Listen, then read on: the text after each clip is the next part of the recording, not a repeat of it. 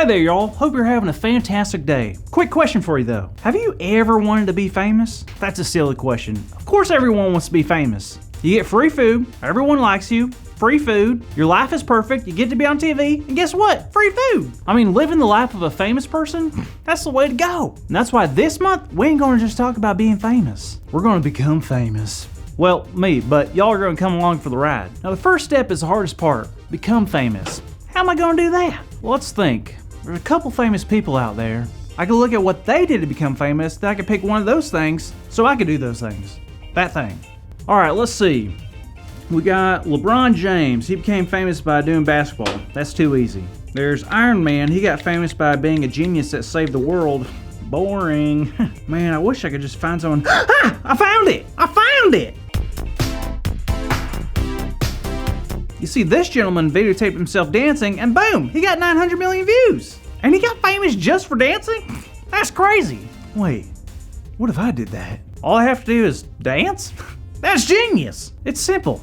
This is gonna make me famous. I'll be right back. A few moments later. Alright, I did it. I did a dance. Check it out.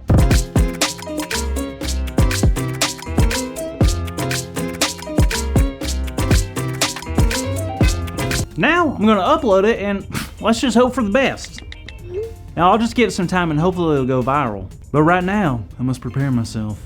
Once I become famous, everything's gonna change. Everybody's eyes will be on me. There'll be no secrets, nowhere to hide. No mistakes. See, if I make a mistake, my reputation will forever be tainted. So I vow from here on out to never make a mistake. Did someone say steak? Huh? Who said that? It's me, Andy. Did you say steak? Because I am starving. Oh, no, I said mistake. Sorry. Oh, bummer. All right, well, I think it's time for our story. Are you ready, Carl? Sure am, but I'm gonna be watching some of these comments. People are loving this video. Really? Yep, someone said my dance moves looks like a three-legged dog trying to shake off water. That's good, right? Yeah, totally. Anyway, kids, we have a very interesting story today. It starts all the way back in the Old Testament, 2 Samuel chapter 11 and 12 to be specific. You see, at this time, King David was the greatest king that Israel has ever had. He wasn't a shepherd anymore. He was a king, a warrior, and a lot of people admired him. But long story short, David made a terrible mistake. He started paying attention to a woman that wasn't his wife. Her name was Bathsheba, and she was married to a man named Uriah. And Uriah was an elite soldier in David's army. And while Uriah was away, David decided to spend time with Bathsheba. Yikes. Then Bathsheba found out she was going to be expecting a baby, and it was King David's. Now, instead of apologizing and making things right with Uriah, David sent Uriah to a place in the battle where he knew he would die. But during all of this drama, there was a prophet named Nathan. And a prophet is a person who is picked by God and God speaks to in order to spread messages. So when Nathan found out what David had done, he was very concerned and extremely upset. He decided to go to David and do something, and he started with a story. The story was about two men. One man who was very rich and had all the sheep he could ever want. The other man only had one small sheep, and he had raised it with his family all of his life. That sheep was all they had. Then one day the rich man came into town and was very hungry, and instead of using one of his sheep, he took the one and only sheep that the poor man had. Now when David heard this, he got angry that this rich man would take something that did not belong to him. He could not believe how terrible of a decision that rich man had made. But it was at that moment Nathan took a look at David and said, "You are that man, David." You see, David was just like that rich man. He took something, Bathsheba, that did not belong to him. David knew Bathsheba was married, but still decided to have a baby with her. And then, to make matters worse, he had Uriah killed. And it was at this moment David finally realized how terrible his decisions really were. And David felt truly sorry and admitted that he had sinned against God. And then came some hopeful news. Nathan looked back at David and told him that God had taken away his sin and he wasn't going to die. Now God had forgiven King David, but there would be consequences to David's actions. And it would be tough for him, and his sin would be remembered by a lot of people. Kind of like how we're still talking about it right now. But David knew that he had made a mistake and felt sorry for what he had done. And David was willing to make it right. So that's the takeaway for today. Always remember that we will make mistakes. Maybe not like King David's, but we will mess up. And when we make mistakes, we can make things right. Whoa, that is our big idea. Let's say hey to our new friend, O'Shea.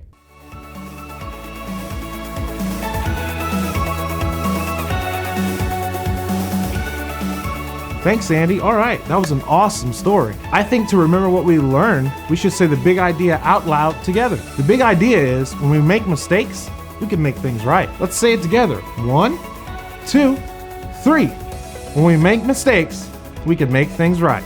Good job, guys. I don't know about you, but I'd love to check in and see what Carl's doing. Carl? Hi, you wouldn't believe this, y'all. My video has like a crazy amount of views. You wanna know how many? Y'all ready for this? 13 views. Right? Isn't that incredible? Well, anyways, I'm gonna keep an eye on this. But take a good look, y'all, because this time next week, I'm gonna be famous. See y'all later.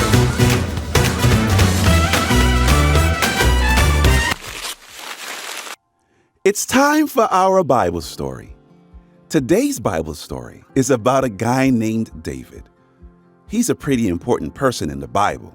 He did a lot of really cool things, including defeating a big, mean giant named Goliath with nothing but a sling and a stone. But the coolest thing about David was that he had a heart after God. Think of it this way. If God and David were in a band together, they'd sing in perfect harmony most of the time. But even David sang out of tune sometimes. He messed up just like we do. In fact, once he messed up big time. David was the king, and being the king, he could do what he wanted. One day, David saw a woman named Bathsheba. He liked her a lot and wanted her to be his wife. But there was a problem. She already was a wife to someone else. That didn't matter to David, though. He knew that as king, he could always get his way. So he had Bathsheba be brought to the palace. This was not a good thing to do. But guess what else?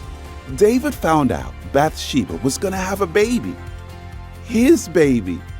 He should have just admitted what he'd done. But instead, he tried to cover it up by sending Bathsheba's husband out to battle, where he sadly died. David probably thought he got away with the whole thing. But one day, God sent a guy named Nathan to King David to tell him a story. The story was about a rich man that had lots of sheep, but stole a poor man's one and only sheep.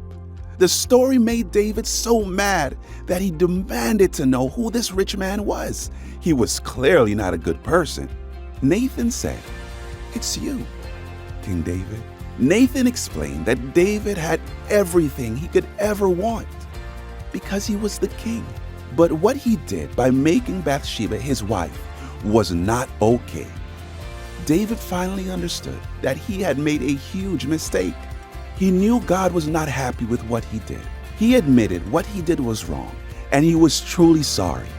God could have said, "Too bad," or "Too late." But instead, Nathan, who spoke for God, told David that God had forgiven him. Can you imagine? David's story reminds us that God never stops loving us. And when we make mistakes, we can make things right.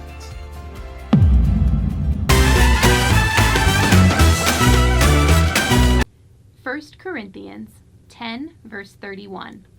So whether you eat or drink or whatever you do, do it all for the glory of God.